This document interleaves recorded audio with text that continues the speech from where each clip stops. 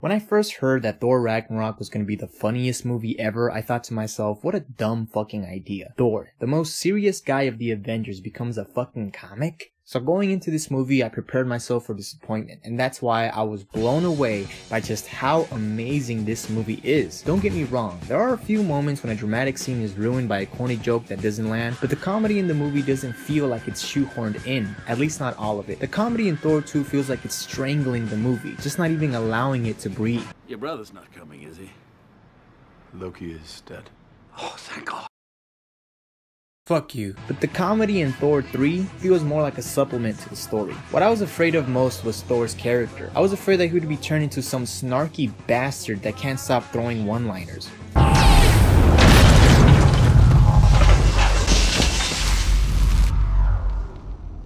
So that's what it does. In 5, 4, bang! Wow, that was... You should be gone by now. You should already been gone. I am just beyond terrified. Here it comes.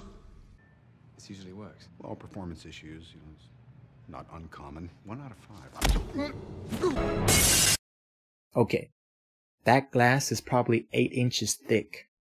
He's dead. While those recognized Marvel qualities are present in Thor's character, he is still Thor, a cocky, stubborn, short-tempered prince that still has a lot to learn and can only learn the hard way. There are moments that I expected to be ruined by a lame joke, and probably would be if this were a different Marvel film, but instead it actually carries out as dramatic or epic. There are a lot of epic moments in this movie. From the very beginning, the movie throws you into some epic scenes and had me saying, oh shit, this is Thor. And that's all I wanted from this movie, just give me Thor. And they do, they give it to you good.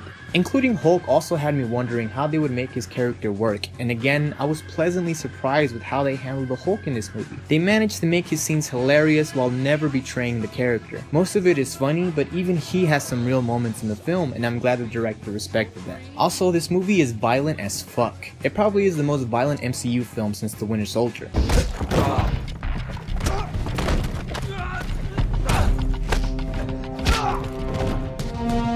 You actually get to see people get murdered in this, which is great. The action scenes feel like there's actual consequences to who wins or loses each fight, which is something that is mostly absent from other Marvel films.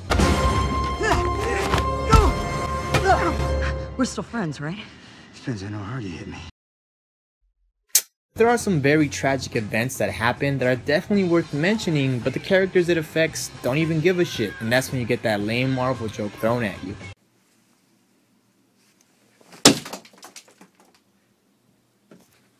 Then you remember, this is the Disney Channel. The movie also ties in really well with the story elements that were left from Age of Ultron and Thor 2. The trailers make it seem like they're abandoning everything from the previous movies, but don't worry, the trailers don't give you shit.